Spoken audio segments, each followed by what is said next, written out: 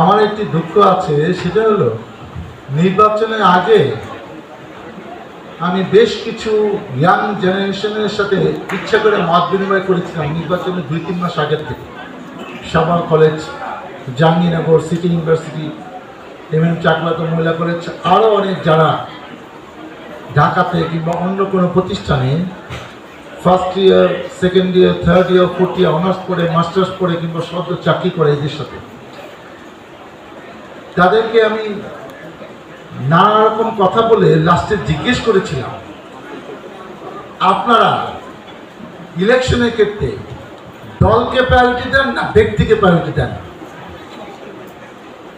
মোর দেন 80% student educated পার্সনরা বলেছে আমরা ব্যক্তিকে গুরুত্ব দেই, ব্যক্তির যোগ্যতা ইম্পর্টেন্ট। বাট ইলেকশনের পরে আমার কাছে মনে হলো যারা এরকম সুর জোরে স্পষ্ট করে যে কথাটা বলেছিল, তারা সেই কথাটা আসলে মনে প্রাণে লালন করে না।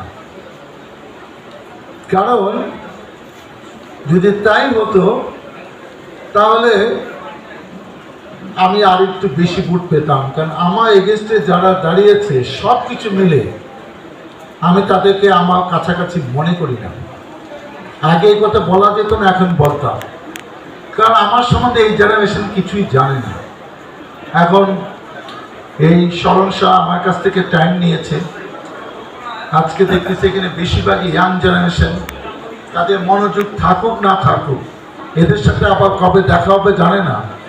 যে কথাটা ইলেকশনের আগে আমি আপনাদেরকে বলতে পারি নাই, সেই কথাটা আজকে আমি বলবো 2-3 মিনিট। আমার নিজে অ্যাডভার্টাইজমেন্ট করা আমার প্রয়োজন আছে ভবিষ্যতের জন্য, তা না হলে আবার ভুল বোঝাবুঝির সুযোগ হবে।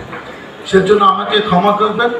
এখন আমার নিজের প্রচারণার জন্য আমি 2-3 মিনিট কিছু কথা আমাকে বলতে হচ্ছে।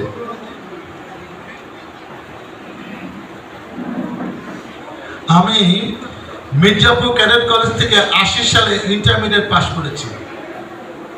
আমি ময়মনসিংহ মেডিকেল কলেজ থেকে 87-এ এমবিবিএস পাশ করেছি, bachelor of medicine, bachelor of surgery. এটা বাংলাদেশে মেডিকেল সায়েন্সের বেসিক ডিগ্রি। তারপর আমি পিজিতে কার্ডিওলজি, নেফ্রোলজির উপর 6 মাস ট্রেনিং নিয়ে, যখন এইসব ট্রেনিং নিচ্ছিলাম তখন বিসিএস পরীক্ষা চলছিল। পরিবার বললো আচ্ছা বিসিএস পরীক্ষা দাও। আমি 10 বিসিএস পরীক্ষা দিলাম, পাশ করলাম। পাশ করে পরিবার বললো যে আচ্ছা যোগদান করো।